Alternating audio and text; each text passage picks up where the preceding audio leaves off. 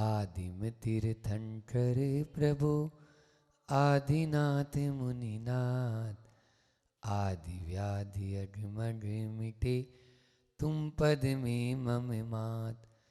चरण शरण है आपके तारण तरण जिहाज, भवदधि तट तक ले चलो करुणा कर जिन राज।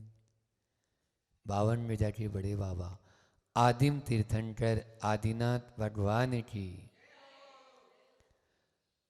परम उपकारी संत श्रोमणी आचार्य गुरुवर विद्यासागर जी महामुनिराज की, परम पूज्य मुनि श्री 108 दुर्लभ सागर जी महाराज की, 48 दिवसीय वर्तामर महामंडल विधान की।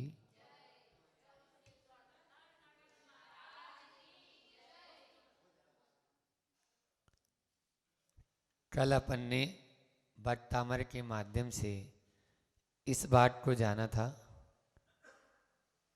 22वें काव्य में आचार्य मानतुंग भगवान कह रहे हैं कि जिस प्रकार से नक्षत्रों को, ग्रहों को, तारों को जन्म देने के लिए, उत्पन्न करने के लिए तो 10 दिशाएं या 8 दिशाएं हो सकती है, लेकिन सूर्य को उत्पन्न करने वाली तो एकमात्र पूर्व दिशा ही होती है।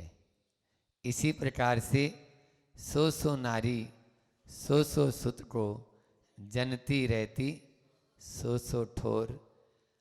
अनेकों माताएं अनेकों पुत्रों को उत्पन्न करती है, जन्म देती है, लेकिन आपसे सुख को जन्म देने वाली कोई बिरली ही माता, जिसे जिन माता कहा जाता है, जिसे जिन माता कहा जाता है, जिनेंद्र भगवान की माँ कहा जाता है। और ये भी बताया था मैंने कि माँ मातृत्व, ममत्व और महत्व, इन 4 बातों को याद रखना, तभी हम आज की जो माएँ हैं वो मातृत्व को तो अंगीकार कर पाएगी और ममत्व से दूर हो पाएगी। उसी में माँ का महत्व है। तीर्थंकर की माँ है, वह भले ही स्त्री पर्याय में है अभी इस पर्याय में, लेकिन अब वो स्त्री नहीं बनेगी। स्त्री पर्याय का भी छेद और संसार का भी छेद। क्यों? क्योंकि एक भव के बाद में दूसरे भव में मोक्ष उसको जाना ही जाना है। इस प्रकार से वह मोक्षगामी माता होती है।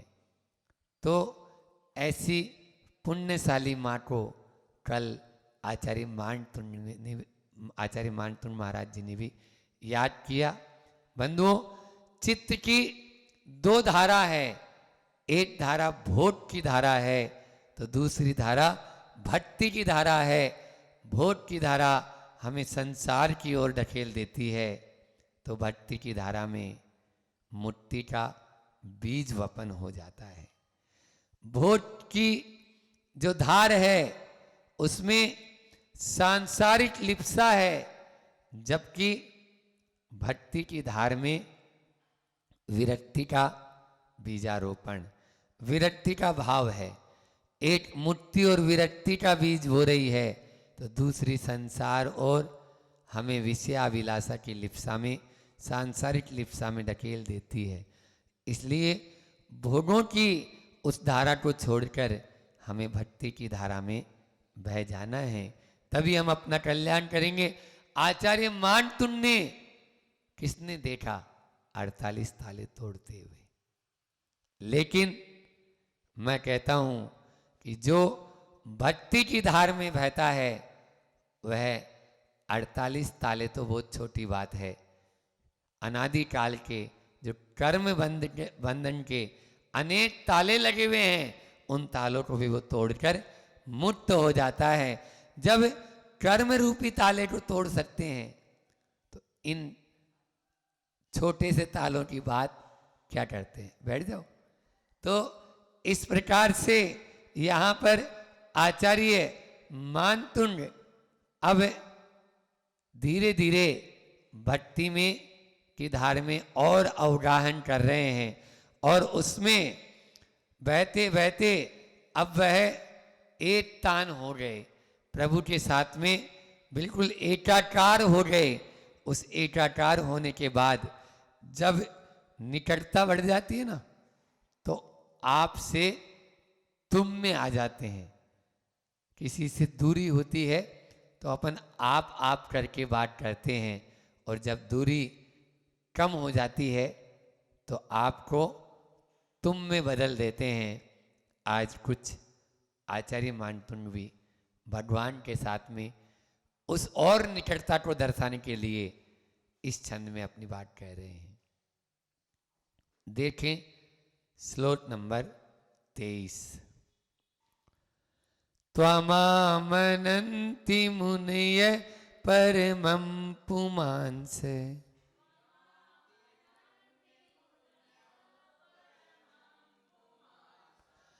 मादित्यवर्णममलं तमस पुरस्तात्।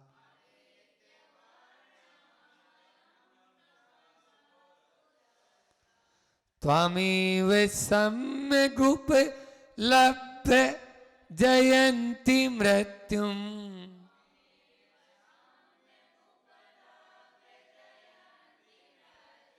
नान्य शिव शिव पद से मुनीन्द्र पंथा।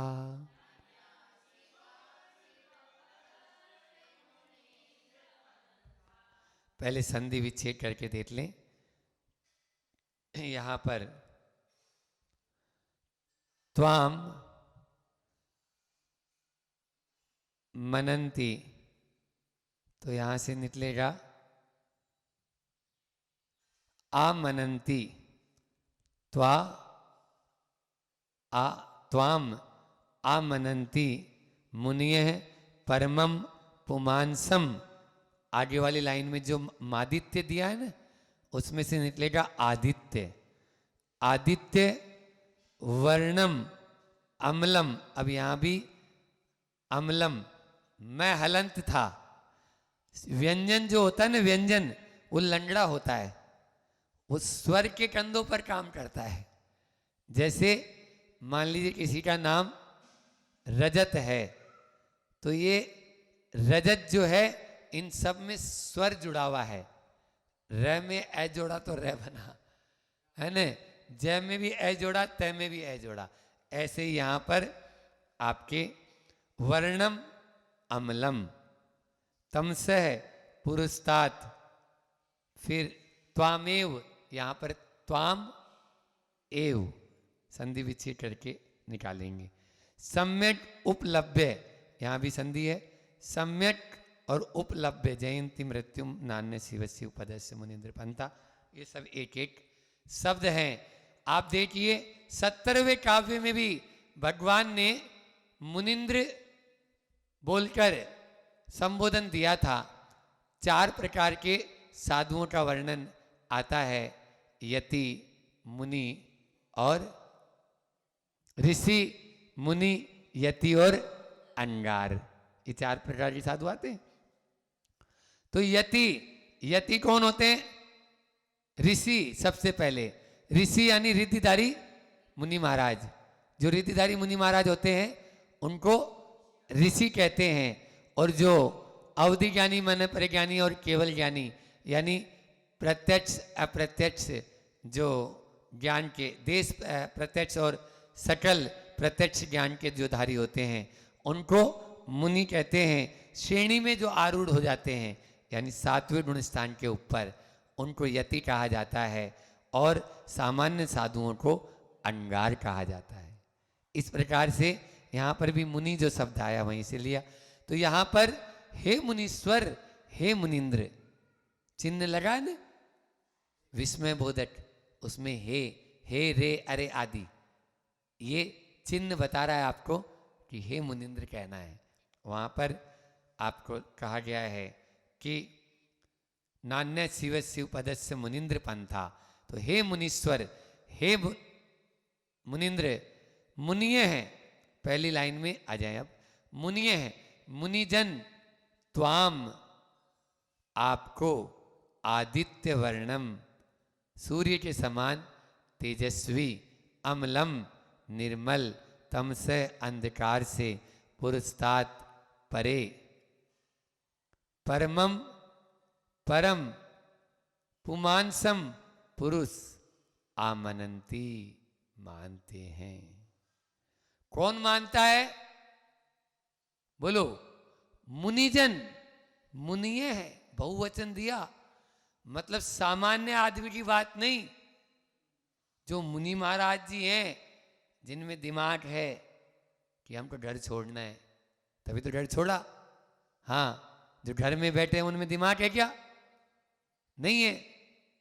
तो महाराज जी सब डर छोड़ देंगे तो फिर सारे मुनि महाराज जी हो जाएंगे। तो छोड़ो तो। समझ में आया? जो बहुत बुद्धिमान होता है, जो विवेकवान होता है, जो विद्वान होता है, वही मुनि महाराज जी बनते हैं। तो ऐसे वे मुनिय हैं, मुनिजन आपको कैसा मानते हैं? कुछ विशेषताएं हैं। आदित्य वर्णम यानी सूर्य के समान तेजस्वी मानते हैं, अम्लम निर्मल मानते हैं, तमसे पुरुस्तात यानी अंधकार से दूर मानते हैं, और परमम पुमांसम परम पुरुष मानते हैं। ऐसे आप हे मुनीश्वर, हे मुनिंद्र, आप ऐसे हैं। त्वाम एव आपको ही सम्यक अच्छी तरह से उपलब्ध प्राप्त करके मृत्यु को जयंती जीतते हैं।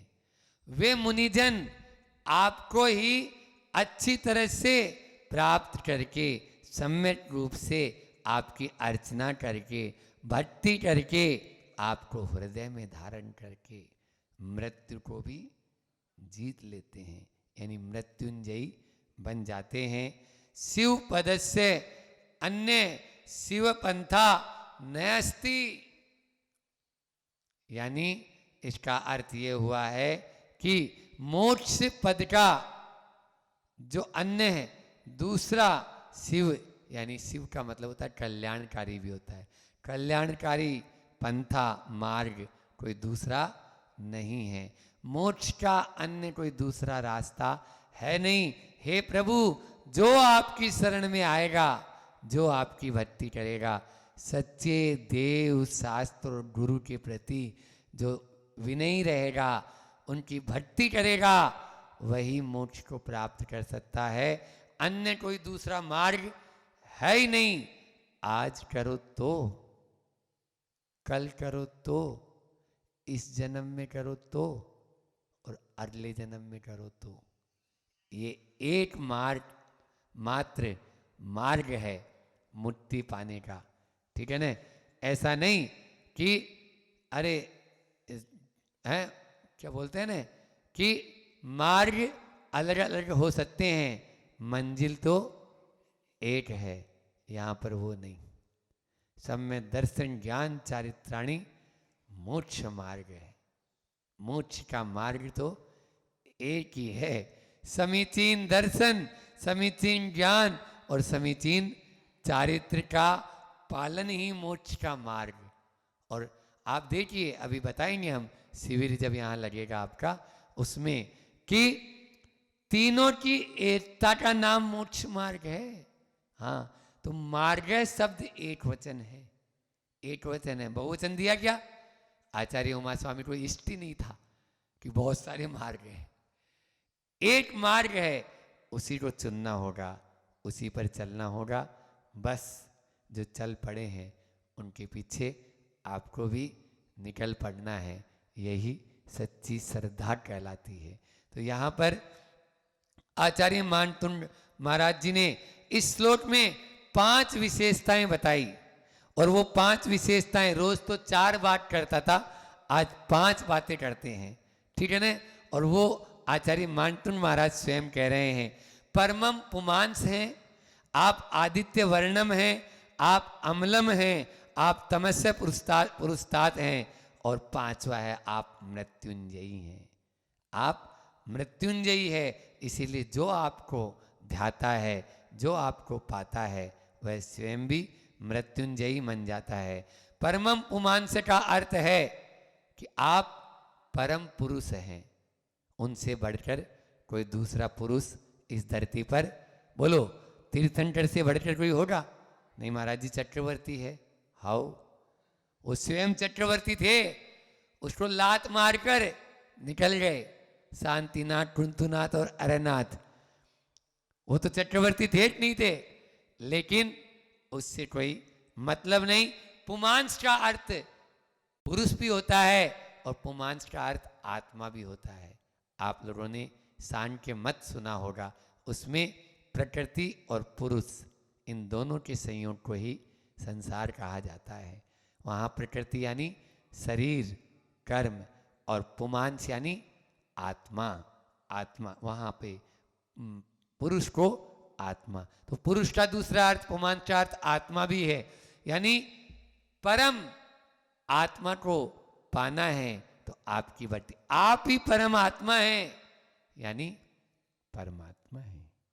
हे भगवान, आप ही पुरुष लेंगे तो भी परम पुरुष, ये व्यवहार की दृष्टि से और निश्चय की दृष्टि से आप ही परमात्मा है। आपने अपनी आत्मा को पा लिया है, जिसे हमें भी पाना है। दूसरा दिया इन्होंने आदित्य वर्णम। आदित्य वर्णम का मतलब होता है सूर्य के समान। आदित्य का मतलब सूर्य, सूर्य के समान। जैसे सूर्य के उदय से आह्लाद उत्पन्न होता है, उत्साह उत्पन्न होता है, और आनंद उत्पन्न हो जाता है। सूर्य उदित होते ही आप देखो प्रकृति का रोम रोम पुलकित हो जाता है और सब उसकी और आकर्षित होते हैं। ऐसे ही भगवान आपके उदय होने पर, आपके दर्शन मात्र से, आपकी भक्ति मात्र से भीतर में आह्लाद उत्पन्न होता है, उत्साह उत्पन्न होता है, आनंद उत्पन्न होता है। हाँ, एक बात जरूर कहूंगा कि सूर्य के उदय से एक प्राणी ऐसा है जिसको एलर्जी होती है। कौन कहलाता है वो? उल्लू। उल्लू को सूर्य की रोशनी नहीं सुहाती। जो जो भगवान की भक्ति को, यदि मान लीजिए एक क्रियाकांड मानते हैं, उनसे मेरा कहना है कि सूर्य की रोशनी को उसी को नहीं सुहाती जो उल्लू है। आपको उल्लू बनना है क्या? नहीं बनना है। आपको भगवान की भक्ति करना है, और भगवान की भक्ति बहुत आह्लादित बात। अरे पुण्य भी भगवान की भक्ति से क्या मिलेगा? पुण्य मिलेगा, और पुण्य भी बेड़ी और पाप भी बेड़ी। बेड़ी तो बेड़ी होती है, चाहे सोने की बेड़ी हो और चाहे लोहे की बेड़ी हो। उन बेड़ी वालों से कहना है कि अभी तो यही हमारे लिए पेड़ी है, पेड़ी। श्वेतांबरों में पेड़ी बोलते हैं ना, पेड़ी यानी गद्दी, पेड़ी यानी सीढ़ियां। यही सीढ़ी है। पुण्य का आलंबन नहीं लोगे तो पाप में चले जाओगे। इसलिए सुख को बंध का ही कारण मानना, यह एक और बहुत बड़ा घोर मिथ्यात्व है। घोर मतलब यानी अंधकार में है। इसलिए शुभ को केवल मात्र बंध का ही कारण मत मानो, वह निर्जरा का भी कारण है। और असंख्यात गुणी निर्जरा होती है। अरहंत नमोकार मंत्र, अरिहंत भगवान का जो नमोकार पंच परमेष्टि भगवान का हम नमोकार मंत्र बोलते हैं, तत्काल बंधने वाले पाप से असंख्यात गुणी कर्म निर्जरा का कारण है। इसको केवल बंध का कारण मत मानो। तो मैं बोल रहा था सूर्य के उदय से केवल एक ही को एलर्जी है, और वो है उल्लू। फिर है तीसरा अम्लम। आप मल से रहित हैं, मल से रहित हैं। आप दोषों से, मल का मतलब दोष होता है, आप दोष रूपी मल से रहित हैं। आप दुर्बलता रूपी मल से रहित हैं। आप दुर्गुण रूपी मल से रहित हैं। दोष दुर्बल और दुर्गुणता, इन तीनों से आप रहित है। इसलिए आप भगवान इन मलिनता से रहित होने से आप अमल हैं, आप अमलम हैं। फिर उसके बाद में तमसह पुरुषतात, यहाँ दो पाठ मिलते हैं, पुरुषतात भी मिलता है और पुरुषतात भी मिलता है। रे और रू भी मिलता है, कहीं कहीं पुरुषतात भी मिलता है। दोनों पाठों का अर्थ एक ही है। आप अंधकार से दूर हैं, आपसे अंधकार दूर है, इस प्रकार से परे। पुरुषतात का अर्थ होता है परे। इस प्रकार यानी जो है यहाँ पर तम से है, तम के भी तीन अर्थ लगाओ। तम यानी अंधेरा, तम यानी अंधेरा, जो अपन रात्रि की निशा को देखते हैं, जैसे ही सूरज जाता है तो अंधेरा हो जाता है, एक ही वाला। फिर तम का मतलब तामसिक प्रवृत्ति, तम से तामसिक प्रवृत्ति, उससे भी आप परे हो। और तीसरा है मोह, अज्ञान रूपी अंधेरा, मोह रूपी अंधेरा, है ना। तो यह अज्ञान रूपी अंधेरे से भी आप पुरुषतात परे हो। इस प्रकार से तीनों अंधेरे से आप परे हो। क्या करें, जहां पर उजाला होता है ना, वहां पर अंधेरा टिकता ही नहीं। अंधेरे ने अंधेरे से कहा, अंधेरे ने अंधेरे से कहा, रोशनी से कर लो किनारा, रोशनी से कर लो किनारा। क्योंकि किसी दिन रोशनी आ गई तो नहीं रहेगा नामो निशा तुम्हारा और हमारा। अंधेरे ने अंधेरे से कहा, रोशनी से कर लो किनारा। यदि रोशनी आ गई तो नहीं रहेगा नामो निशा तुम्हारा और हमारा। ये निश्चित रूप से मान के चलिए कि जहां पर सूर्य होता है वहां पर अंधकार नहीं हो सकता है। इस प्रकार से आप देख लीजिए, दिन में भी घने बादल होने के बाद में भी, ग्रहण होने के बाद में भी रात जैसा अंधकार नहीं हो सकता है, नहीं हो सकता है। तीन काल में भी नहीं होगा। आप करोड़ों सूर्य के तेज प्रताप से भी ज्यादा आपका तेज है। आप ऐसे प्रकाश पुंज ज्योतिर्मय हैं। और पांचवा विशेषण आचार्य मानतुंड इस श्लोक के माध्यम से बता रहे हैं कि हे भगवान, आप मृत्युंजयी है, मृत्युम जयंती, आप मृत्यु को जीतने वाले हैं। और जो आपकी भक्ति करता है वह भी मृत्यु को जीतने लेता है।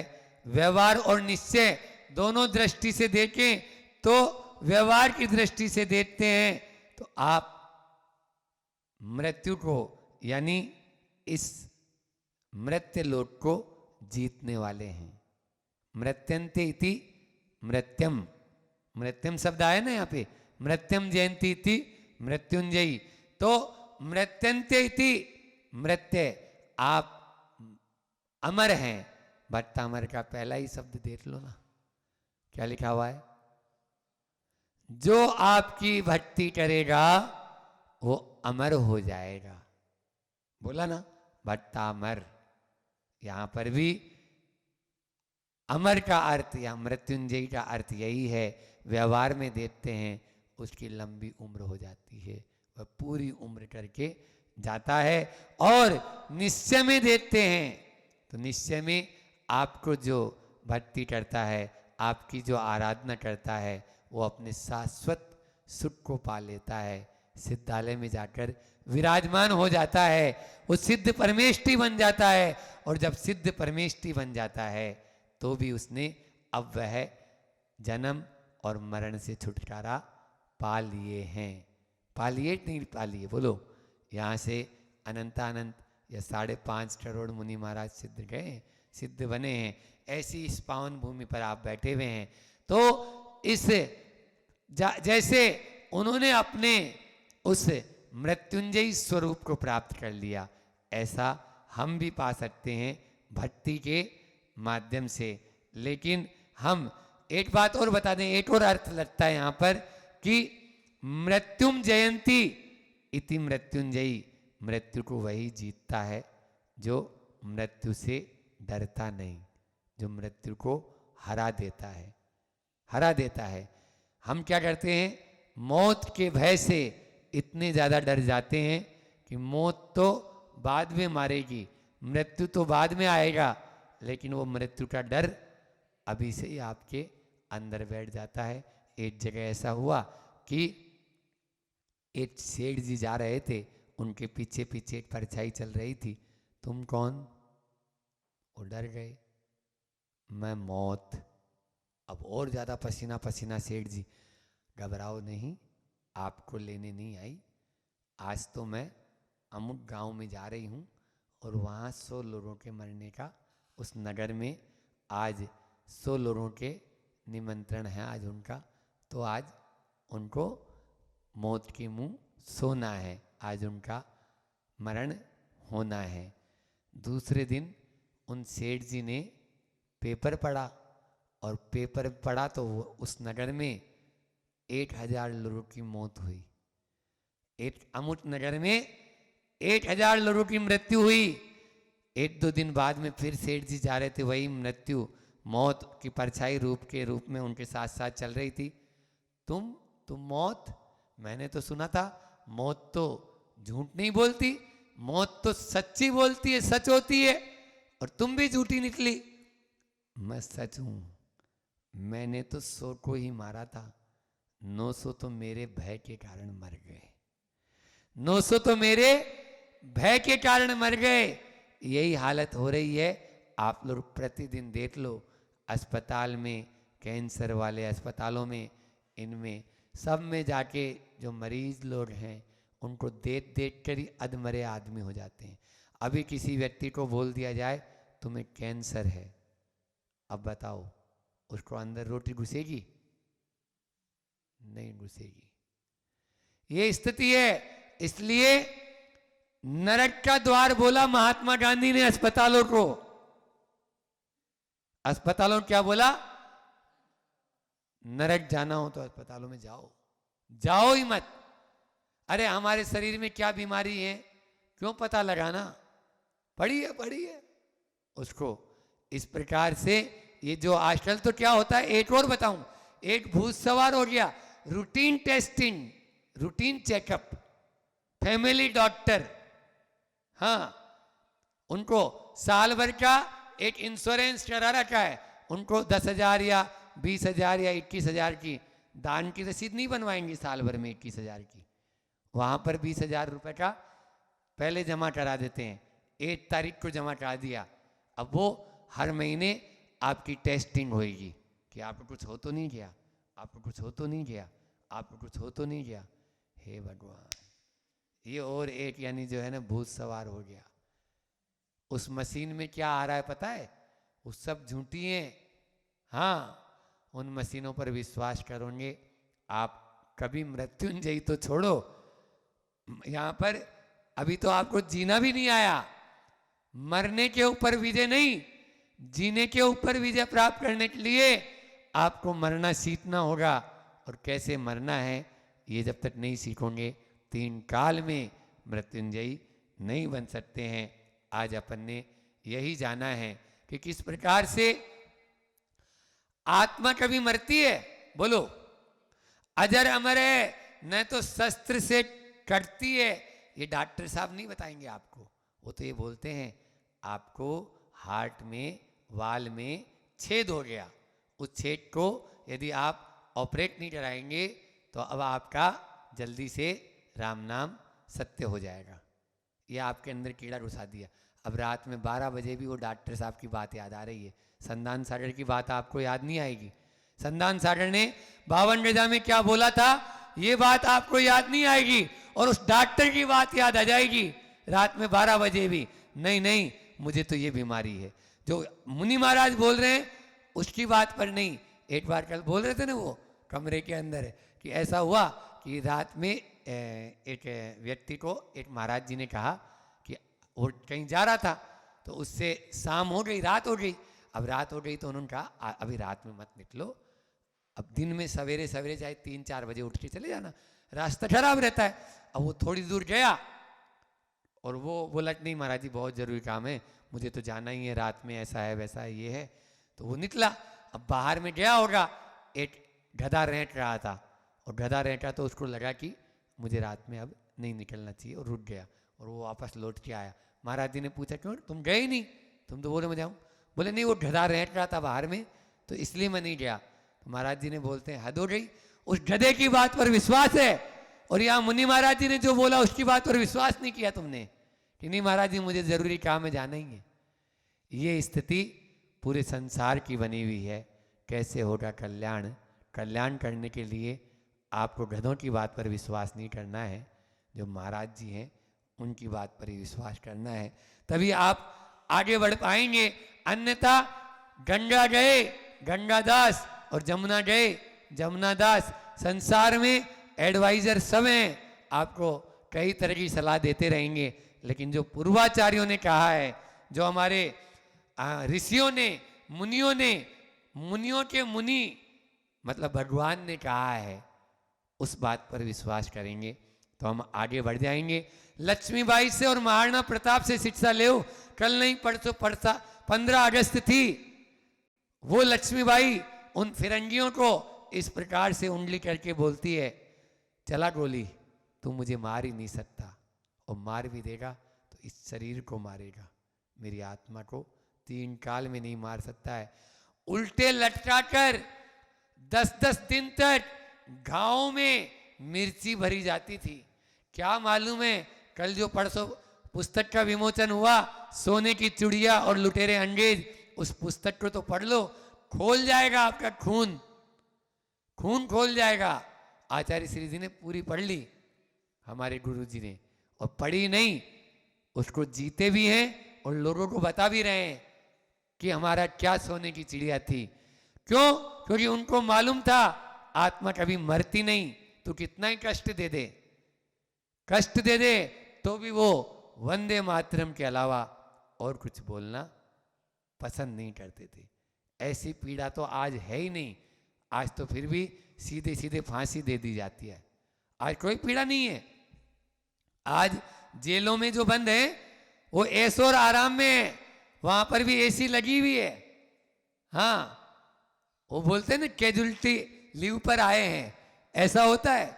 1 महीने 2 महीने 1 साल 2 साल तक घूमने गए हैं वो, और गुलछर्रे वहां पर उड़ा रहे हैं। लेकिन उस समय के जेलों को देखेंगे तो क्या रोटी मिलती थी उनको, 10-10 दिन तक भूखे रहना पड़ता था। आप तिहाड़ जेल के उन इतिहास को याद करो जहां पर जाकर किस प्रकार की यातना। तो वो महाराणा प्रताप भी यही बात कहते थे कि हमारी आत्मा कभी मर नहीं सकती है। वो लक्ष्मीबाई भी यही बात बोल रही है, और वो तात्या टोपे और वो भगत सिंह आजाद भी यही बात कह रहे हैं। शुद्ध समय सार को जीते थे, वो अध्यात्म में लीन रहते थे कि नहीं, आत्मा अजर अमर है। यहाँ पे हल्की सी बुखार हो जाए तो आदमी ड्रिप चढ़वा लेगा और तरह तरह के इंजेक्शन लगवा लेगा, उसमें क्या डला है ये उसको मालूम ही नहीं है। तो आज हमें न में मृत्यु कुतो भीति, एक ही माला फेरो, न में मृत्यु कुतो भीति। जब मर नहीं सकता हूं तो डर किस बात का? जब मर नहीं सकता हूं तो डर किस बात का? डरना नहीं है, जो डर गया वो, हाँ अभी तो बताया मैंने, वो चला गया।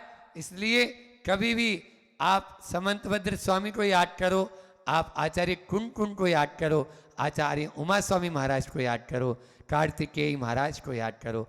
ये सब ने एक ही मार्ग, और चाहे मानतुंड आचार्य का या भट्टामर का काव्य देख लो, इन सब में एक ही बात है, मृत्युंजयी बनना है तो हमें प्रभु की भक्ति के अलावा और कोई रास्ता नहीं है।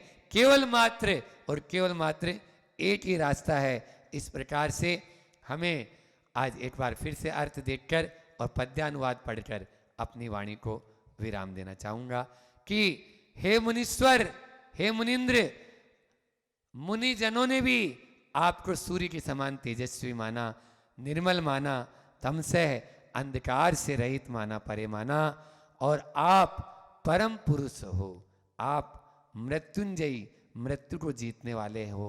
इसलिए जो मोक्ष पद का अभिलाषी है, मोक्ष पद का जो राही है, वो केवल मात्र जानता है यही एक रास्ता है और कोई रास्ता नहीं है।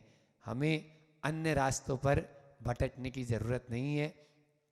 आचार्य भगवान ने इस काव्य के माध्यम से यह भी कह दिया कि कर्म कांडों में मत उलझो, कर्म कांडों में मत उलझो, यहां वहां अपना सिर मत पटको, क्योंकि पंथा एक वचन है। ये पंथा, पंथानो, पंथानम एक रूप चलते हैं। तो पंथी जो शब्द है, उस पंथा, ये पथ शब्द है, उसमें नू का आगम हो जाता है, तो पंथा एक वचन में बनता है, करता यहाँ पर दे रखा है।